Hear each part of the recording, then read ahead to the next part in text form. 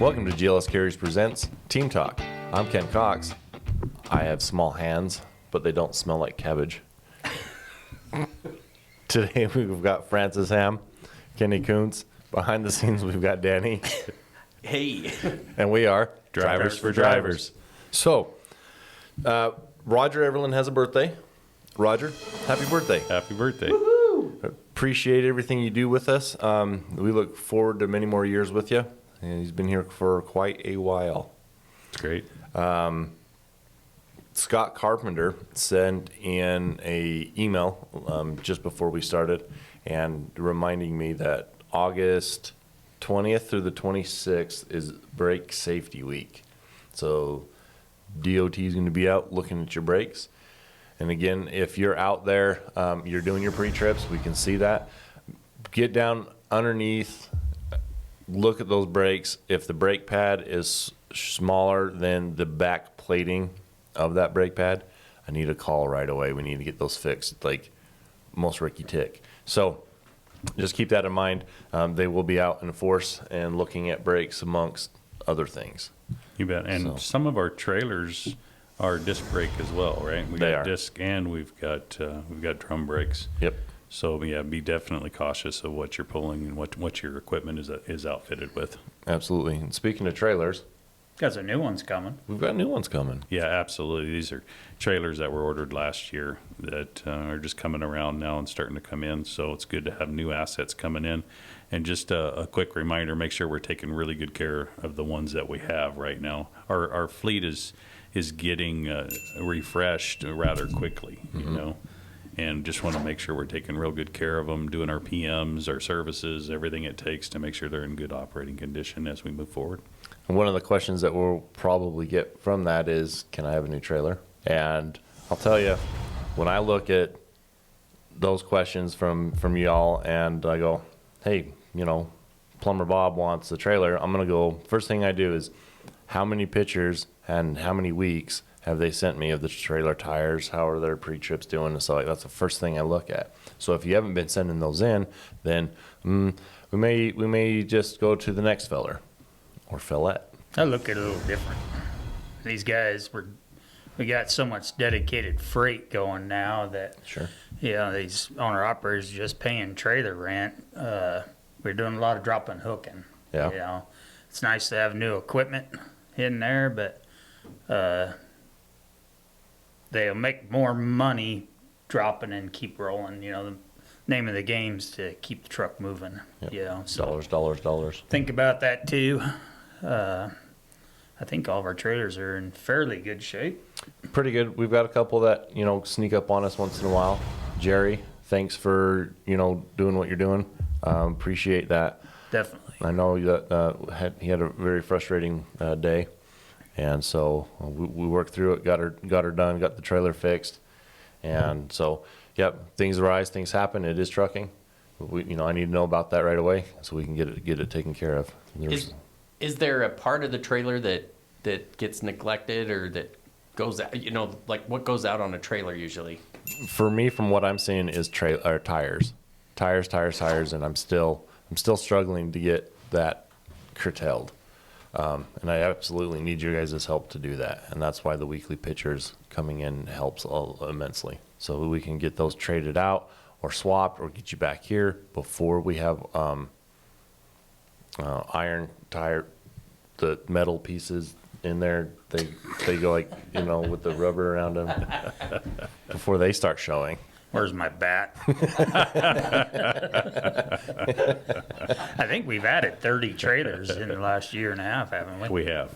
Yeah, so that's a big jump up in new equipment. I know there for a while when we couldn't get new equipment, we put new units on these 19s. Mm-hmm. The 8000 series. Yeah, so they got all new units on them. That doesn't help the running gear, so if any of you are pulling any of that and you see some issues or you're having trouble sliding or something, let us know. Let's get it addressed. I know there was a couple of landing gear issues. Mm-hmm. Let's don't keep fighting it. Let's get it fixed, you know. Yep, for sure. And, you know, the thing is when we do order equipment and they come in, It's just that way. We place an order, we may have 5 trailers come in at one time. And when they come in, they're going to wear out. Tires are going to wear out about the same time down the road, right? So that's when it's really, paying attention to what's going on. You don't want to take 5 trailers down and out of service at the same time. So we just got to cycle that through, working with you and working with the shops and getting that equipment in so that we can replace those tires when we need to. And then hopefully, what our plan is they're brand new casings on these trailers. Yep. And then to take those things and have a good cap put on those and put them back on the road, and try to save some repair costs there. Yep. Been talking with Mike down there at Jack's Tire, and they've been doing a really good job, with us, for us. We get down there, they get us in and out really quick. There's very little downtime, and then, you're back on the road. So, we'd like to catch those problems before they happen out on the road so we can get you back into Jack's Tire, get that swapped, get, back on the road. I think they do truck and trailer alignments too, don't they? They do. They do alignments. In fact, I had my Dodge over there this last week sometime, and they knocked out an alignment on that, and it was super quick. I went and did a crossover steering and heim joints and stuff, so it took a little bit more than what they normally do, and I was in and out, and truck goes straight down the road, so they do a good job. Fun fact: we were playing softball against Mike's team from Jack's. Yeah. Oh, really? And they kicked our butts, but it was fun. They were a fun team to play. He's competitive. Yeah, he's good too. Yeah, I've been golfing with him a couple times, and well, I didn't do as well as he did. barely. We'll just The beard gets in the way. It does. When you go to swing. A little bit of wind. I can't see anything. I don't know if this is a relevant time to ask this question, but one of the questions that we had was battery maintenance. Do the trailers have batteries? I know there's a system on there that keeps that regulates temperatures and stuff, and then it kicks on the generator. But is there any maintenance that needs to go on with batteries? So yeah, the unit on the front of our trailers is a self-contained unit. It has a fuel tank, that's up underneath the trailer, and it does cycle. It's got a programmable board on it. So as it's needed, the engine will fire up and run the refrigeration unit, the compressor and everything on there. So yeah, it does have a battery that's in there. Along with the battery, the other thing that it does have is belts and things of that nature too. We need to inspect those things, but we also need to be aware that if we are inspecting them and we're opening up the front of that unit to take a visual inspection, let's say of belts and things of that nature, that unit is off. You don't want it on an auto cycle or anything like that, because it could start, at any point in time, because it's monitoring the temperature. So when a trailer is off, the unit's off, that's a prime time for one of our teammates to open it up, take a look, make sure the belts are all there, nothing's leaking, it's looking good, it's solid. When it does start, do we have a good charge on that battery? Is it really turning it up, turning it on and cycling it? And as long as we're doing all that and it's cooling correctly, then I think we're pretty good to go. Yeah. There is a dipstick in there to check the oil. Yep. Yeah, that should be done quite regularly. Yep. So service intervals on those motors are every 3,000 hours. So, get in the little computer screen, tap some buttons, get in there and see where you're at. And so if we're close to that 3,000 mark, we need to go get her serviced. I mean, you don't want to check the oil with it running. It'll probably show full. Stick your finger in where the belt is. Old 9 fingers. Speaking of safety. Yeah, so this week, actually, today is the official start of the Sturgis Motorcycle Rally. And that's one of the largest motorcycle rallies that we have here in the United States, and it draws a crowd from everywhere. Huge. So want to throw that out there, that really be mindful of the motorcyclists that are on the road. Some of them will run in packs, some of them will run individual. Really watch your lane changes and things of that nature, because they'll sneak up behind you, and then pretty soon they'll be right there on your side. So I'd ask that you double and triple check before we're doing any maneuvers on the road, especially changing lanes. really look for those motorcycles that are out there. And then, that's going to run through this entire week. So today's the 4th. It's the first full week of August. It'll run through all of next week, Saturday, Sunday, and officially it ends on that Monday, So there's going to be a lot of motorcycles in and out everywhere, throughout this week and next week as people are coming to the event and they're also leaving that event. So just really, really watch for them. I believe there was a fatality yesterday out here on 25 motorcycle and a big truck. Yeah. Big truck was turning, had traffic stopped, and the motorcycle come flying by, thinking he could just skate by. Everyone parked, Right. and then the truck turned. If you're making a turn or something, let's double check before we start in our turn. We don't want to hurt nobody. We don't need no fatalities for sure. We were actually, it was after hours too, that you and I were on the phone and we were talking about some other business, and I'm in Twin Falls and a motorcycle is splitting the lane as we were talking. And first thing is, when it's scary enough when you're like in California where that's legal and people can do that, it scares you when they come right next to you like that. And then to be here where it's not legal and it's happening, it scares you twice as bad. You know what I mean? Because you're just not anticipating that. Yeah. And then pretty soon you hear that exhaust and they're just right there, and you're like, whoa, really watch out for that. But it happens. So probably not the wisest thing to do, but it happens. So be cautious of it. Defensive drive. Defensive drive. You've got 6 mirrors. You should use all 6 of them. That's right. Before moving your lane. Yeah, that's right. Several times. Several times. Back and forth, back.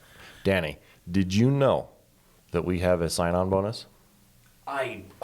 You do? We do. Would you tell me about it? I want to know a little bit more. Well, you come on, we give you a sign-on bonus.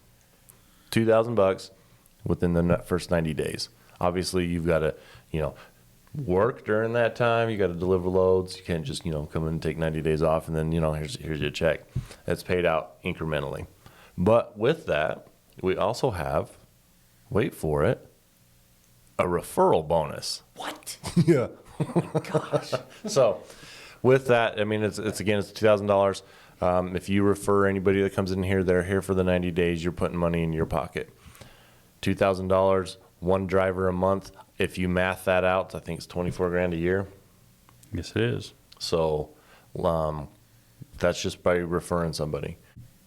What I if had you a refer thought. somebody and they're here for, is there a certain amount of time they need to be here before that gets paid out? Or is it what's that policy there? It's 90 days. We're super aggressive with it. That's pretty good. A lot of other companies will do 6 months. They'll go clear out, but we do it quick. We want to make sure that we take care of our drivers and those that are coming on. Behind that, that's referring somebody coming in, and then their sign on to join on with us. And we've got a good dedicated customer base going right now. So there's a lot of freight that our customers have given us the opportunity to pull for them, and haul. And just adding to that team right now, it's not that we have a big turnover or anything like that. We've got trucks that we had bought, when we were coming out of the pandemic, and they were delivered. So we've got a lot of trucks that came in new that we need to get seated, and it's our growth. And like with our trailers that we talked about earlier, those trailers have been on order and they're coming in now.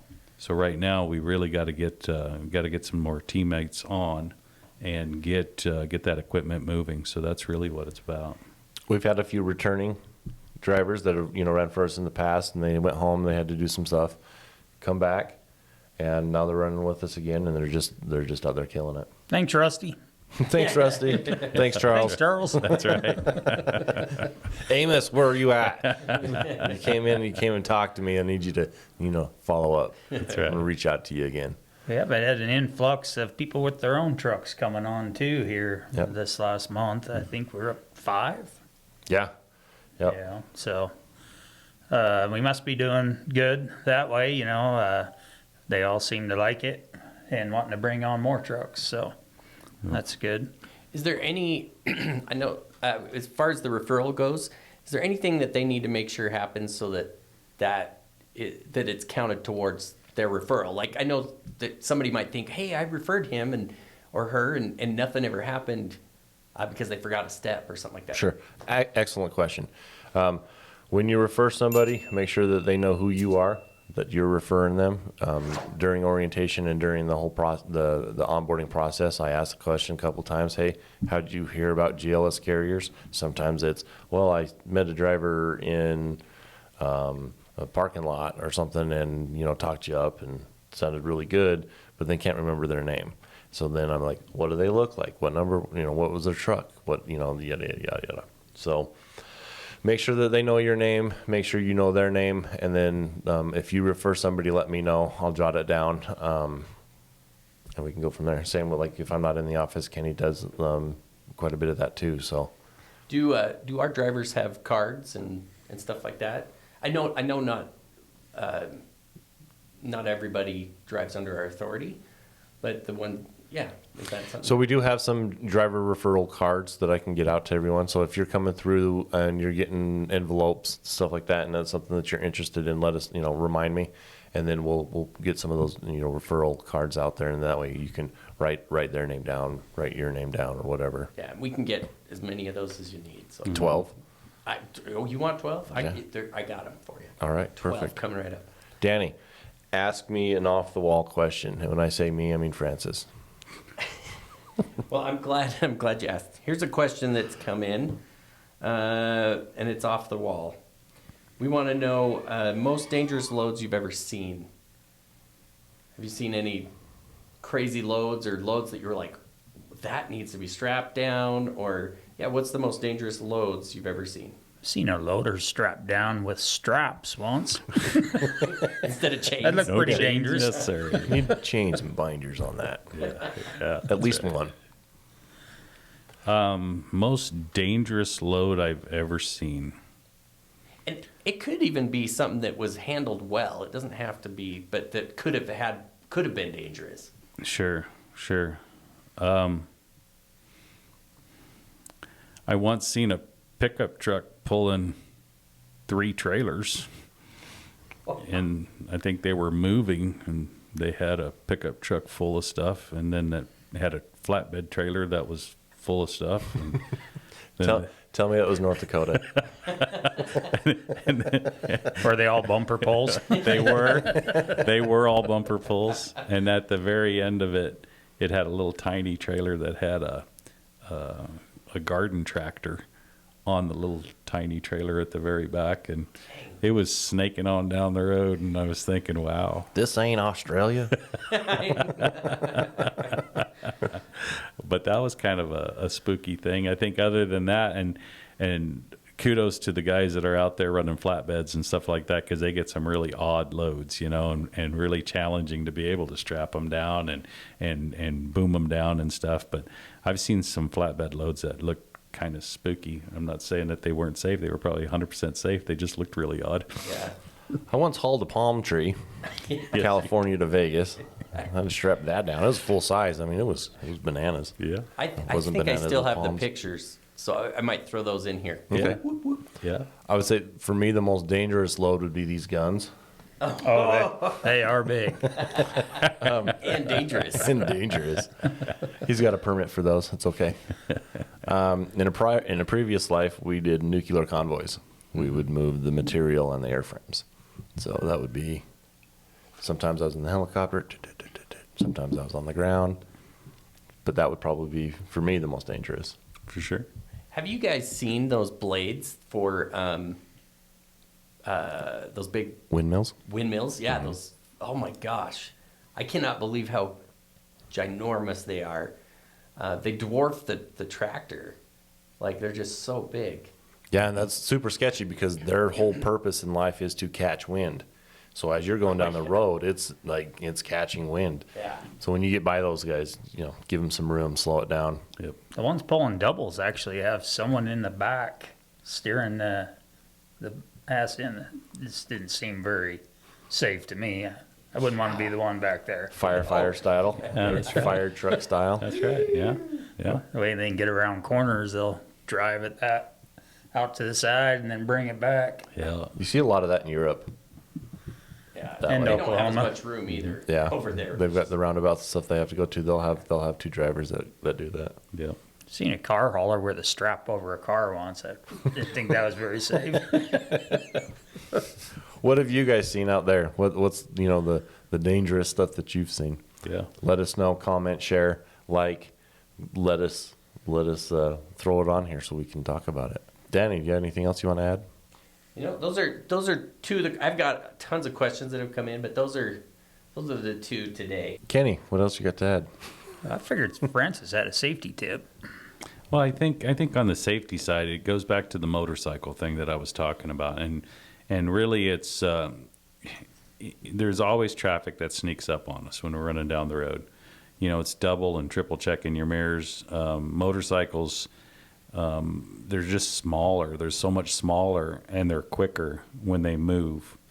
And I just want to emphasize on double and triple checking your mirrors. And again, with the motorcycles all being out on the road right now, traveling, not like they're not always out there. It's just you're going to see a lot more of them out there right now. Just really pay attention to that. Double and triple check your mirrors. As we end the episode, we want to thank you for being safe and making the right choices. Remember your eyes and ears on the road. If you see something, say something. We all succeed when you complete your trip safely in your home with your loved ones. Absolutely. Thanks for everything you do. See ya. See ya. Thanks.